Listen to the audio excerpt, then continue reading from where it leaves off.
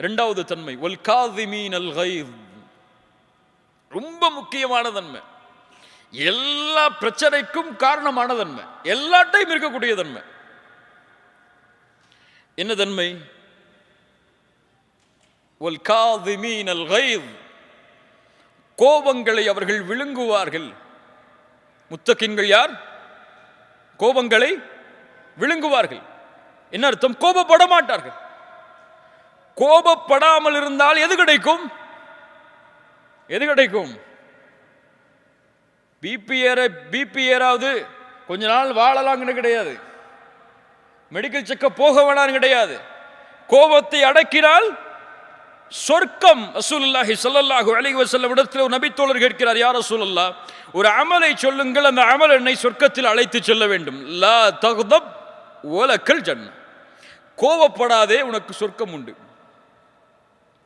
உஇத்தத் லில் முத்தகீன், அந்த சொர்க்கம் அவர்களுக்காகத்தான் தயாரிக்கப்பட்டிருக்கிறது. அவர்கள் யார்? கோபத்தை விழுங்குவார்கள். ரசூலுல்லாஹி ஸல்லல்லாஹு அலைஹி வஸல்லம் சொன்னார்கள், ரொம்ப அழகான ஹதீஸ், யார் ஒருவர் கோபத்தை கட்டுப்படுத்துகிறாரோ, அதை வெளிப்படுத்துவதற்கு தகுதி இருந்தும், வெளிப்படுத்த முடியும் என்ற நிலைமை இருந்தும் யார் கோபத்தை கட்டுப்படுத்துகிறாரோ, அல்லாஹ் ரப்புல் ஆலமீன் நாளை மறுமையில் படைப்புகளுக்கு முன்னால் அவரை அழைத்து சொல்லுவான், ஹூரிலின் பெண்ணில் எந்த பெண் உனக்கு தேவையோ எடுத்து செல் என்று. உங்க மனைவி உங்களை கோபப்படுத்துறாங்கன்னு சொன்னா, அந்த கோபத்தை விழுங்குங்கள், அல்லாஹ் இந்த பெண்ணை விட சிறந்த பெண்ணை மறுமையில் தருவான் என்று. ஹூர்லின் உண்டுன்னு சொல்லி அமைதியா இருந்துடணும். இல்ல மாஷா அல்லாஹ். கண்ணியத்துக்குரியவர்களே, வல் காதிமீனல் கைஸ் என்றால் என்ன? கோபத்தை விழுங்குவதென்றால் என்ன? கோபத்தை அடக்குவதற்கும் விழுங்குவதற்கும் என்ன வித்தியாசம்? என்ன வித்தியாசம்? ரசூலுல்லாஹி ஸல்லல்லாஹு அலைஹி வஸல்லம் இடத்தில் ஒரு நபித்தோழர் வருகிறார், உம்மி மக்தூம், கண் தெரியாத நபித்தோழர். யார் இவர்? உம்மி மக்தூம் யார்? இவருக்கு என்ன வேலை சமூகத்தில்? அதான் சொல்லுவார். பிலால் அவர்களும் இவர்களும் முஅத்தின், கண் தெரியாத நபித்தோழர். ரசூலுல்லாஹி ஸல்லல்லாஹு அலைஹி வஸல்லம் குறைஷி பெரிய தலைவர்களோடு பேசிக் கொண்டிருக்கிறார்கள். இவர் வருவதை பார்த்தவுடன் அபஸ வ தவல்லா, மனிதர் வந்த பொழுது முகம் சுளுத்தீர்கள், திரும்பிக் கொண்டீர்கள். அபஸ என்றால் அரபி மொழியில் முகம் சுளித்தல் என்றால் உபூஸ்னு, இந்த கோவப்பட்ட அந்த நெத்தியில 2 கோடு வரும்ல, நெத்தியை சுருக்கணும், இந்த கோடுக்கு தான் உபூஸ்னு சொல்லுவாங்க அரபியில. அந்த நிலைமையில் முகம் சுளித்தார். அபஸ வ தவல்லா, அவ்வளவுதான் செஞ்சாங்க ரசூலுல்லாஹ். ஆனா உம்மி மக்தூமுக்கு தெரியுமா ரலியல்லாஹு அன்ஹு ரசூலுல்லாஹ் இப்படி செஞ்சது? தெரியுமா? தெரியுமா? முடியாது, தெரியாது. யாருக்கு தெரியும்? இப்ப கோபப்படும் போது உணர வேண்டும், இந்த கோபத்தை அல்லாஹ் பார்க்கிறான், அவனுக்கு தெரியும். அவனுக்கு இது பிடிக்காது. கோபப்படுபவர்களை அல்லாஹ் ஒருபோதும் நேசிக்க மாட்டான். ஒரு அறிஞர் சொன்னார், அல்லாஹ்வுடைய கோபத்தை அடையக்கூடிய காரியங்களில் மிக முக்கியமான காரியம் கோபம். கோபம் அடைவதற்கு அல்லாஹ் அந்த உரிமையை கொடுக்கவே இல்லை யாருக்கும். நாம் யார் நமக்கு சமமான படைப்புகள் மீது கோபப்படுவதற்கு? நீ இந்த படைப்பை படைத்தவனா? இந்த படைப்பிற்கு உரிமையாளனா? முடியாது. வல் காதிமீனல் கைஸ் என்றால் கோபத்தை விழுங்கிக் கொள்வார்கள். யாராவது கோபப்படுத்தினா, யாராவது அவரை விமர்சனம் செஞ்சா, போ அல்லாஹ் உன்னை மன்னிக்கட்டும் போயிருன்னு சொல்லி கோபத்தை காட்டிட மாட்டாங்க. கோபத்தை விழுங்குவார்கள் என்றால் யாராவது கோபப்படுத்தினால் இவன் சிரிப்பான், அடக்கிக் கொள்வான் உள்ளேயே, அது வெளிப்படையாக வரும் சிரிப்பாக. ஜஸாக்கல்லாஹு கைர், இனிமே நான் திருத்திக்கிறேன் போயிடுவார். அவர்கள் தான் கோபத்தை அடக்குபவர்கள். வல் காதிமீனல் கைஸ், அல்லாஹ் ரப்புல் ஆலமீன் கூறுகிறான், முஃமின்கள் யார், சொர்க்கவாதிகள் யார்? வல்லதீன யஜ்தனிபூன கபாயிரல் இஸ்ம் வல் ஃபவாஹிஷ் வ இதா மா கதிபு ஹும் யக்ஃபிரூன். என்ன ஒரு குவாலிட்டி! அவர்கள் யார்? கோபம் அடைந்தால் மன்னித்து விடுவார்கள். கோபம் வந்தால் கட்டுப்படுத்துவார்கள் என்றெல்லாம் இந்த வசனத்தில் சொல்லல. அவர்கள் கோபப்பட்டால் யார் கோபத்தை ஏற்படுத்தினார்களோ அவர்களை மன்னிப்பார்கள்.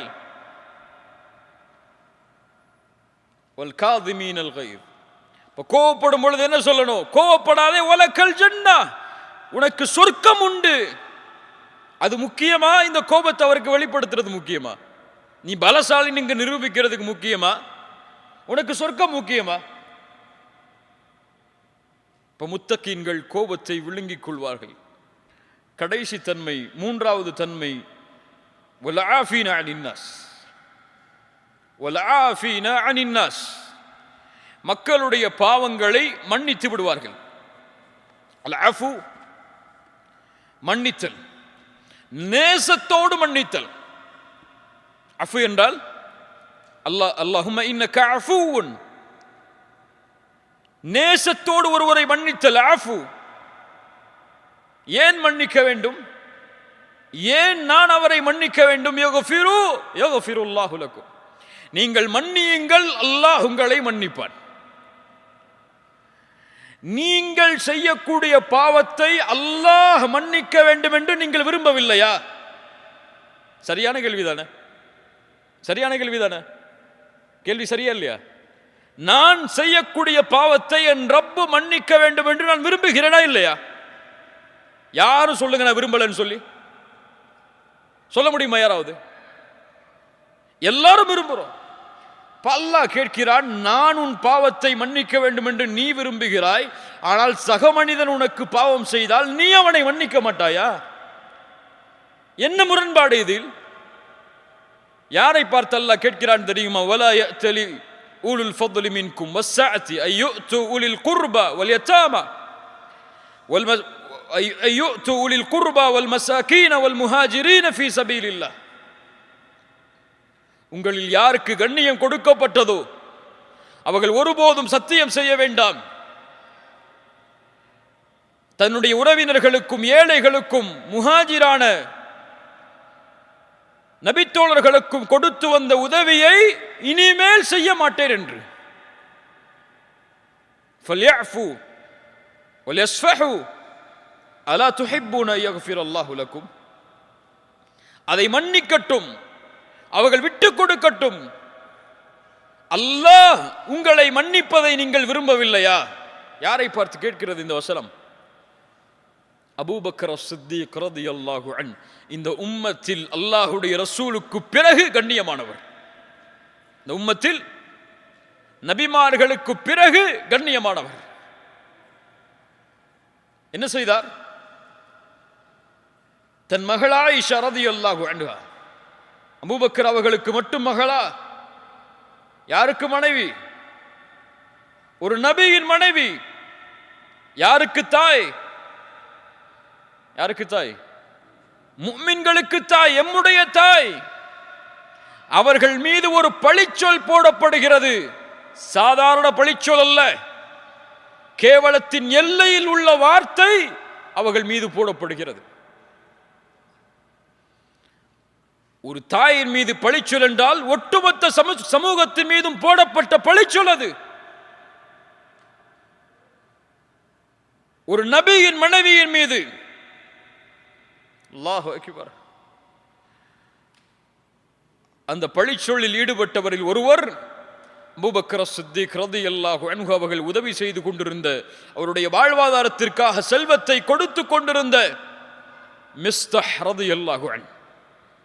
இந்த நபி தோழரும் அறியாமையில் இந்த பழிச்சொல் சொல்லக்கூடிய செயலில் ஈடுபடுகிறார். இதை சொன்னவுடன் அபூபக்கர் ரலியல்லாஹு அன்ஹு மிஸ்தஹ் அவர்கள்ட்ட போய் கொடுத்த காசெல்லாம் திருப்பி கொடுத்துருங்கன்னு கேட்கல, போது நிறுத்தி போன்னு. என்ன கேட்டாங்க? என்ன சொன்னாங்க? ஒரே வார்த்தை சொன்னார்கள், இனிமேல் மிஸ்தஹுக்கு உதவி செய்ய மாட்டேன். அவ்வளவுதான், அவ்வளவுதான் சொன்னாங்க. இந்த வார்த்தைக்காக ஒரு குர்ஆனுடைய வசனம் இறங்குகிறது. அபூபக்கரே, உங்களை போன்றவர்கள் அப்படி சொல்ல வேண்டாம், நீங்கள் மன்னியுங்கள், விட்டுக் கொடுங்கள். சாதாரண விஷயமா? இந்த உலகத்தில் என் மகளின் மீது ஒருவர் இப்படி சொன்னால் நான் எப்படி நடந்து கொள்வேன்? என் மனைவியின் மீது ஒருவர் சொன்னால் எப்படி நடந்து கொள்வேன்?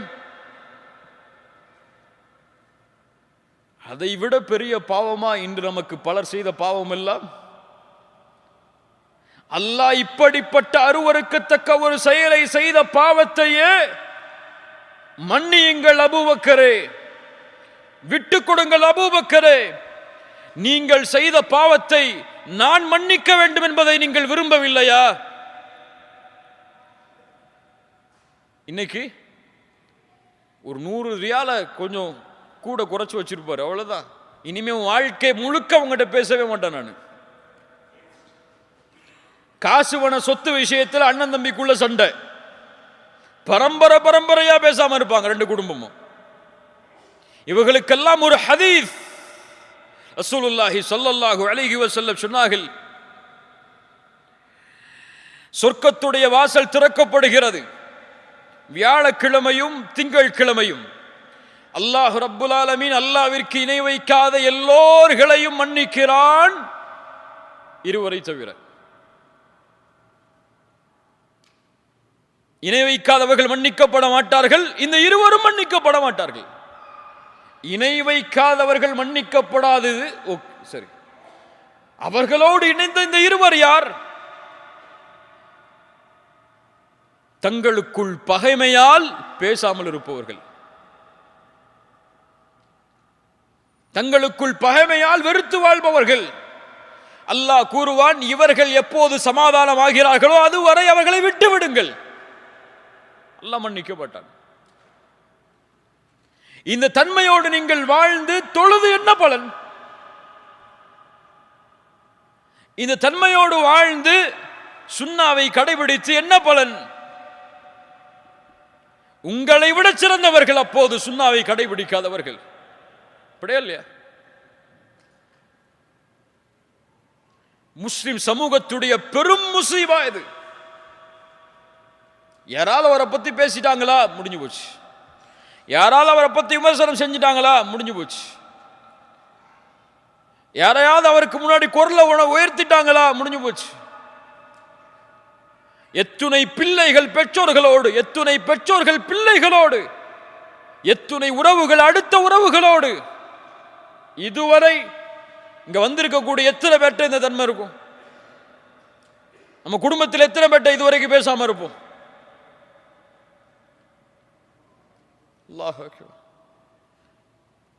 அல்லாஹ் மன்னிக்க வேண்டும் என்று நீங்கள் விரும்பினால் நீங்கள் மன்னித்தே ஆக வேண்டும். இல்லை முரண்பாடு அது. நான் பாவம் செய்தால் என் ரப்பு மன்னிக்க வேண்டும், ஆனால் உன் அடியார்கள் உங்களோடு இருப்பவர்கள் பாவம் செய்தால் நீங்கள் மன்னிக்க மாட்டீர்களா? நேசத்தோடு மன்னியுங்கள் அவர்களை. ஏன் நான் மன்னிக்கிறேன் அவளை? இவரை மன்னித்தால் அல்லாஹ் என்னை மன்னிப்பான். சுப்ஹானல்லாஹ். தனக்கு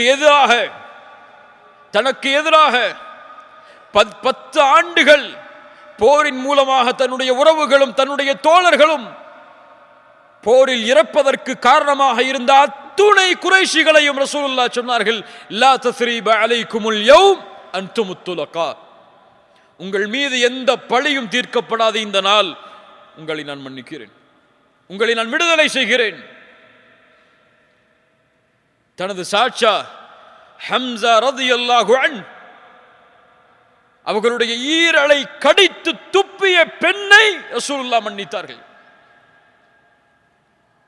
இதை விட கொடிய குற்றமா நமக்கு பிறர் செய்த பாவம் எல்லாம்?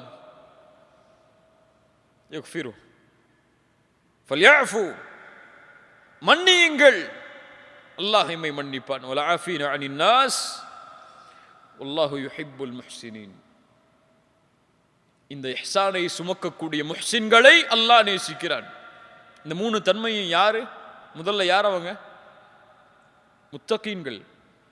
இரண்டாவது அவர்கள் முஹ்சின்கள் அவர்கள். சுப்ஹானல்லாஹ்.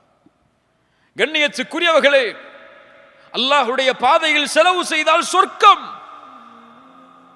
கோபத்தை கட்டுப்படுத்தினால் சொர்க்கம், பிறரை மன்னித்தால் சொர்க்கம். இதுல இன்னும் நம்ம சொர்க்கத்தை தேடல. இதில் கிடைக்கக்கூடிய சொர்க்கம் மேலானது, அல்லாஹ் விரும்பி தருவது.